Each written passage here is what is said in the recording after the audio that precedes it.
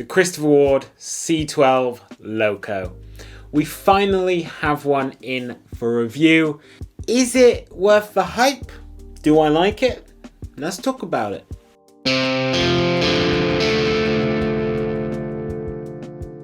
So, the Loco.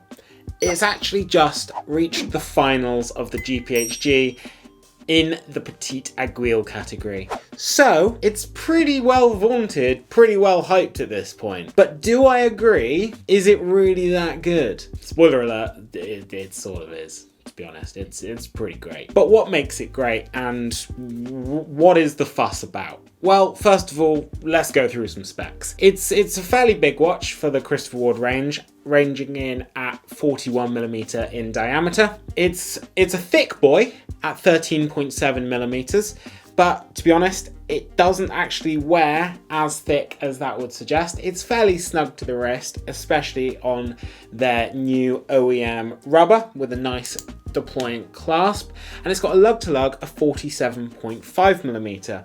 But again, it sort of wears fairly true to size, and I don't think it wears that thick. Do you, Terry? It didn't actually go through my mind, the thickness of it. No. I mean, I will sometimes sit there and when I'm wearing it, I will sort of think, that is quite thick. But I think the thickness, it feels thicker because it's not the case. It's actually the glass that adds a lot of the thickness. Crystal has a heavy double dome. It's very thick. So the crystal adds a lot of thickness, which makes it look thicker, but doesn't make it feel thicker because the thickness isn't in the case. So honestly, I can't complain about the thickness.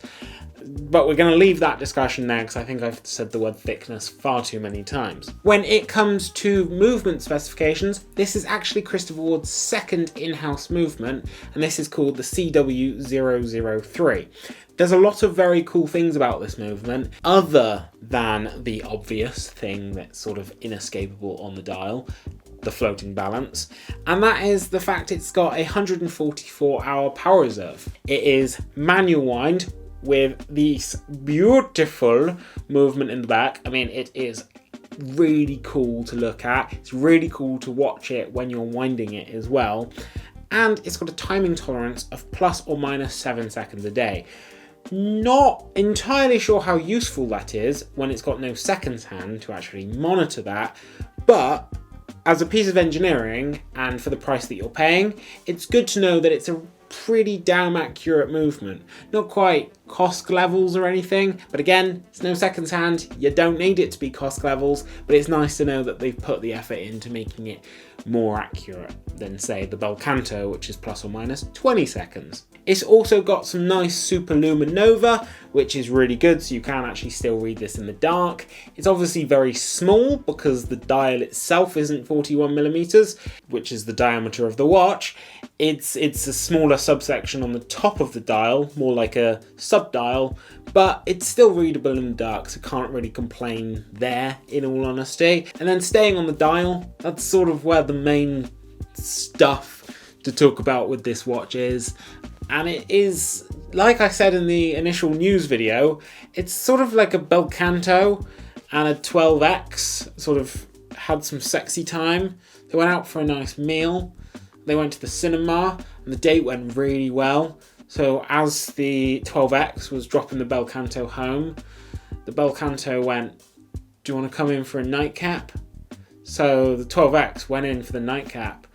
And 9 months later, the 12X gets a phone call to say, I've just had a child, it's yours. And out came the Loco. I heard a different story. I heard it was behind the back of the cinema. Oh, that's a lot dirtier. You heard it here first, folks. This was conceived behind a cinema. Was it next to the bins? Recycling bins. At least they had recycling bins. Must have been a nice cinema, like a View. It was an everyman. So this watch really is a combination of two of Christopher Ward's big hitters, and it's made what is perhaps their biggest hitter of all. Perhaps, I say, because the Belcanto is still very vaunted, still a big cornerstone of their catalogue, but this watch is new and it's bloody brilliant. It's nice that it's got a screw down crown as well, just veering off slightly for a second. But a screw down crown on a watch with 30 meters of water resistance seems strange. Like, they've obviously put some effort into making it water resistant, giving it a screw down crown, but then it's only got 30 meters. Can't complain. I mean, are you gonna try swimming in your sort of very complicated floating balance wheel watch? Possibly not. But it just confuses me that it's 30 meters with a screw down crown. It could have probably done push-pull. Some twat might try it. And Terry is that twat. If we're actually being serious for a moment, we're all here for the floating balance. It's got two really nicely polished bridges, and it just looks brilliant. I mean, I'm just going to shut up for 10 seconds, and we're just going to watch it.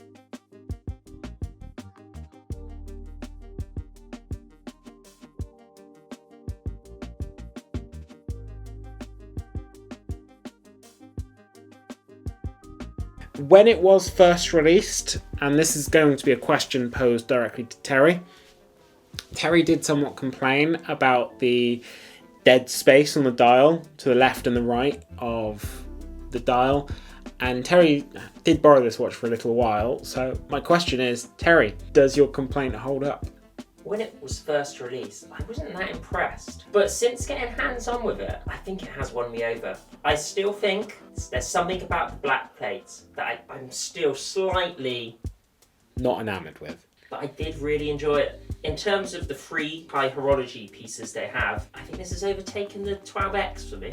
The Balcanto is still number one. Balcanto Classic on the new Beta bracelet. On the new Consort bracelet. My one complaint about this is the white strap. I think it's a watch screaming for either black rubber with the white dial or a bracelet, because it is essentially a integrated bracelet watch, isn't it? I want to see it on a bracelet. Yeah, so I have to say, my one complaint about this watch, this particular watch, is the white rubber. I can't exactly complain there because you don't have to buy it on a white rubber.